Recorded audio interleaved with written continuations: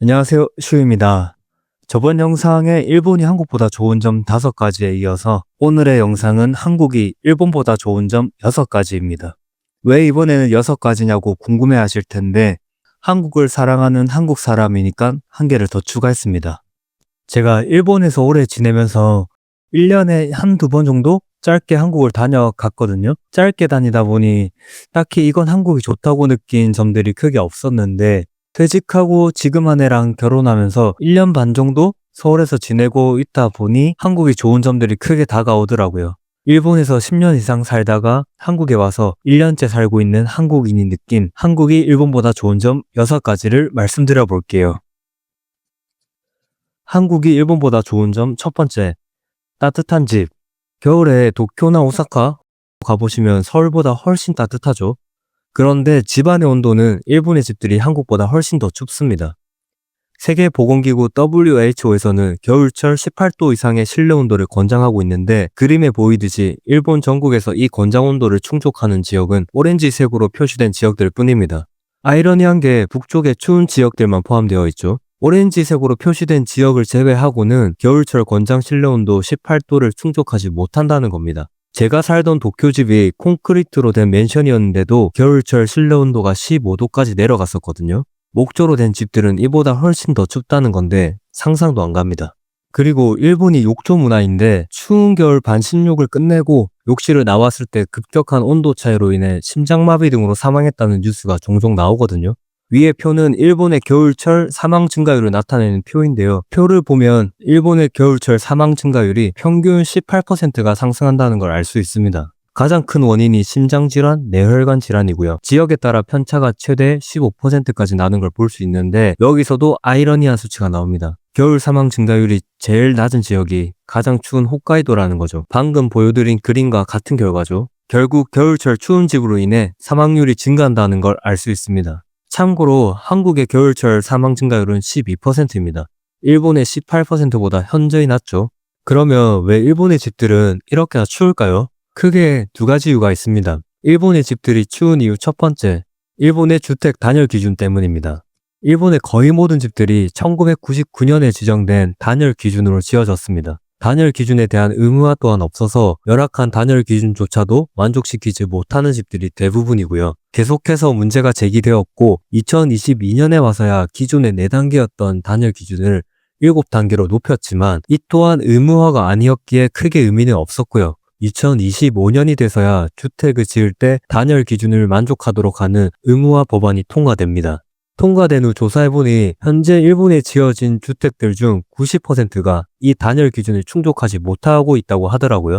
충족하는 10%의 집들도 대부분 홋카이도 지역의 집들이었고요. 사실상 홋카이도를 제외한 지역의 집들은 거의 모두 이 단열 기준을 충족하지 못하고 있다는 거죠. 앞서 보여드린 추운 지역들의 집들만 WHO 권장 온도를 충족하고 겨울철 사망 증가율이 제일 낮은 아이러니한 결과가 이해가 가시죠? 그리고 단열의 제일 중요한 것 중에 하나가 샤시라고 생각하는데 일본의 샤시 보고 있으면 이거 80년대 집 아닌가 생각이 듭니다. 이게 알루미늄으로 되어 있는데 겨울철 샤시에 손대보면 얼음입니다. 손가락 달라붙습니다. 제가 이 샤시를 PVC 이중 샤시로 교체하려고 하니 샤시가 건물의 공용 부분으로 포함되어 있어서 내 돈으로 교체하려고 해도 교체가 불가하다고 하더라고요. 그냥 얼어 죽으라는 거죠. 일본의 집들이 추운 이유 두 번째, 일본의 집들은 바닥 난방이 없습니다. 최근 지어진 집들이나 고급 맨션의 경우에 바닥 난방이 설치된 곳이 생겨나고 있는데 이 또한 전기식이 대부분이라 전기세 비싼 일본에서 한국처럼 사용하기 힘듭니다. 그럼 대부분의 집들은 뭘로 집안을 따뜻하게 하냐? 사진에 보이는 히터로 합니다. 이거 보자마자 피부 관리에 진심인 여자분들 경악하시겠죠? 춥다고 저 히터 틀어놓고 있으면 진짜 건조에 미칩니다. 그래서 저 같은 경우는 겨울철 히터를 틀어놓고 가습기도 같이 틀어놓는 짓을 합니다. 이렇게 하면 전기세가 많이 부담되는 게 사실입니다. 히터가 건조하거나 전기세가 부담되는 사람들은 코타츠라는 걸 사용하는데 저게 저 담요 안에 난로가 있어서 다리나 손을 넣어두면 따뜻하거든요. 그런데 담요 아래만 따뜻하고 다른 곳은 냉골입니다. 그리고 전기장판도 파는데 한국 전기장판에 비하면 성능이 많이 떨어집니다. 등허리 지지는 맛이 있어야 하는데 미적지근합니다. 이런 2가지 이유들로 일본 집은 겨울철엔 너무너무 춥습니다. 주변 일본 사람들은 집에서 옷을 껴입고 겨울을 버틴다는 말을 자주 하는데 한국 사람들은 절대 이해 못하죠. 그런데 일본 사람들은 순응하면서 버티며 살아오고 있더라고요. 한국에서만 살다 보면 잘 못 느끼는데 외국 나가보면 아실 거예요.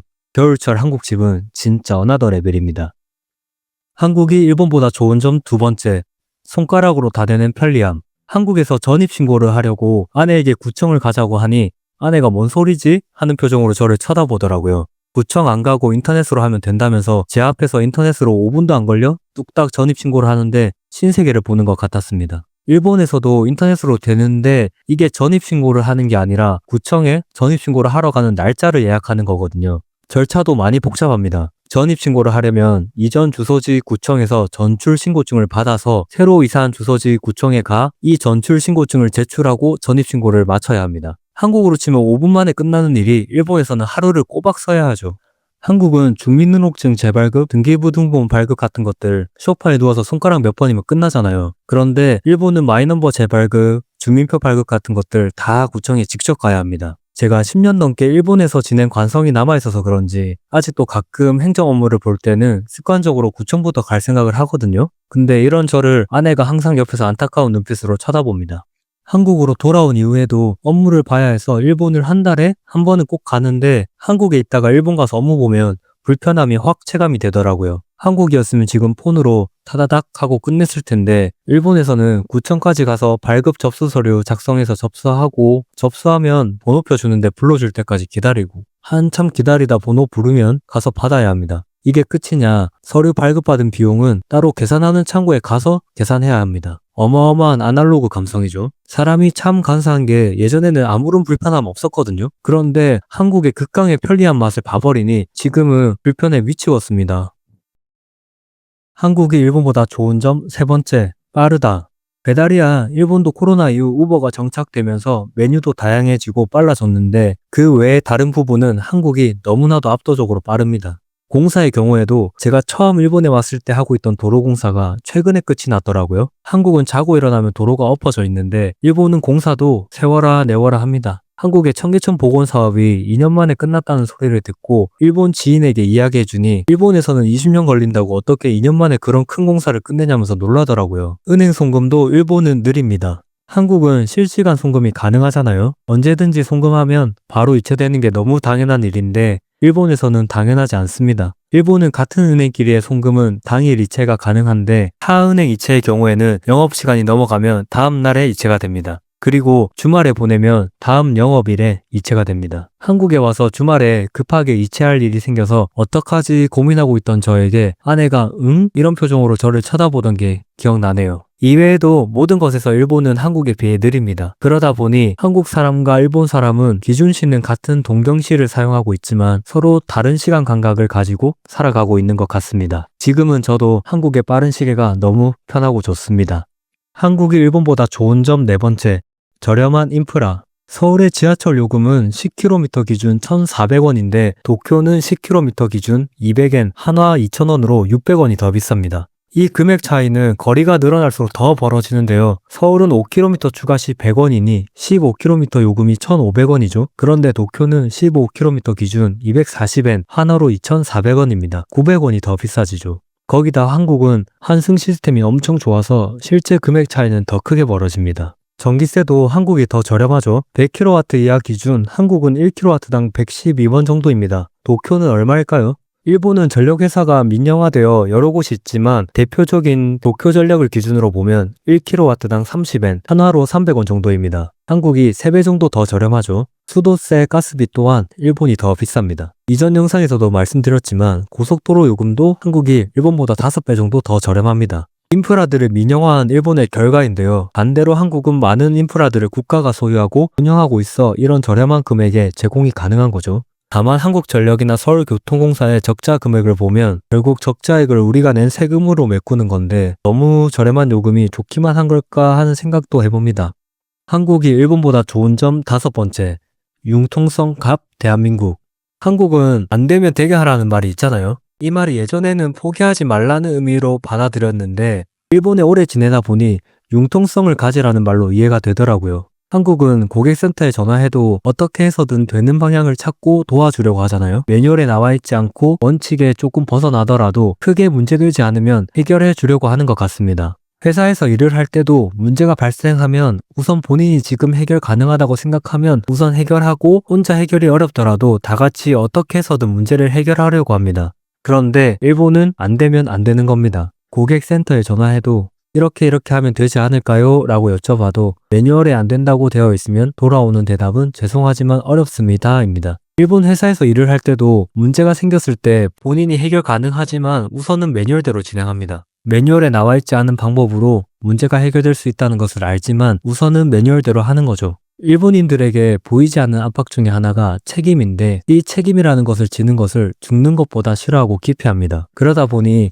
내가 할 수 있지만 매뉴얼대로 하려고 하는 거죠. 매뉴얼대로 했을 때 발생하는 문제는 본인의 책임이 아니니까요. 그러다 보니 한국인의 입장에서 보면 굉장히 융통성이 없어 보이는 거죠. 매뉴얼대로 하는 것도 물론 중요하다고 생각하지만 문제 케이스마다 상황과 원인은 너무 다양하잖아요. 이 모든 케이스를 매뉴얼화 할 순 없으니 어느 정도의 융통성은 필요하다고 생각합니다. 그런 면에서 일본이 많이 답답하더라고요. 한국이 일본보다 좋은 점 6번째, 우수한 인재. 일본에서 일본 사람들과 일을 하다가 한국에서 일하다 보면 가끔 놀랍니다. 이 사람 오버스펙 아닌가? 너무 뛰어난 청년 인재들이 많더라고요. 영어는 기본으로 하고 컴퓨터 활용 능력이라든지 업무 이해 능력, 수행 등 탁월하더라고요. 일본에서는 영어는 특별한 능력이고 컴퓨터 활용 능력은 신입 중에 엑셀을 만질 줄도 모르는 사람도 봤습니다. 그리고 업무를 이해하고 수행하는 능력도 한국에 비해 많이 부족하죠. 소니, 히타치 등 일본의 유수의 기업들의 최근 최대 고민은 청년 인재 부족입니다. 단순히 일손이 부족하다는 말이 아니라 기술과 일의 프로세스를 이해하고 해결하는 능력을 가진 인재가 부족하다는 거죠. 4, 5년 전쯤 일본이 한참 IT 산업을 성장시킬 때 많은 한국 IT 인재분들이 일본 취업을 했거든요. 그때 몇몇 분과 일을 했었는데 확실히 능력은 한국 분들이 갑이었습니다. 이러한 차이가 한국 청년과 일본 청년의 유전적 차이라고 생각하지 않습니다. 청년 실업률이 8%를 넘은 적이 없고 중소기업이 대기업 연봉의 80%를 주는 나라의 청년과 청년 실업률이 9% 이하를 내려간 적이 없고 중소기업이 대기업 연봉의 60%밖에 안 주는 나라의 청년의 성장 환경 차이라고 생각합니다. 한국의 많은 청년분들이 과도한 경쟁으로 힘든 것 알고 있습니다. 저는 굳이 한국 내에서 서로 경쟁하고 비교하지 않으셔도 된다고 생각합니다. 시야를 조금만 더 넓혀서 다른 나라 취업도 생각해 보시면 어떨까요? 대한민국 청년들은 어떤 나라를 가든 경쟁력이 있다고 생각합니다. 네, 오늘은 한국이 일본보다 나은 점 6가지를 말씀드렸는데요. 이전 영상 스크립트와 달리 이번 영상은 스크립트가 술술 적히더라고요. 역시 한국인인가 봅니다. 오늘 말씀드린 6가지는 일본과의 비교가 아닌 다른 어떤 나라와 비교하더라도 한국이 낫다고 생각합니다. 좋은 것들은 계속해서 발전시키고 부족한 점은 보완할 수 있는 우리나라가 됐으면 좋겠네요. 오늘 영상은 여기까지고요. 다음 영상 주제는 뭘로 할까 아직 고민 중인데 혹시 원하는 주제 댓글 달아주시면 그 주제에 대해 이야기해 보도록 하겠습니다. 제가 코감기가 걸려서 목소리가 조금 이상할 수도 있는데 양해 부탁드리고요. 여러분들도 감기 조심하시고요. 끝까지 들어주셔서 감사합니다. 오늘도 빠잉!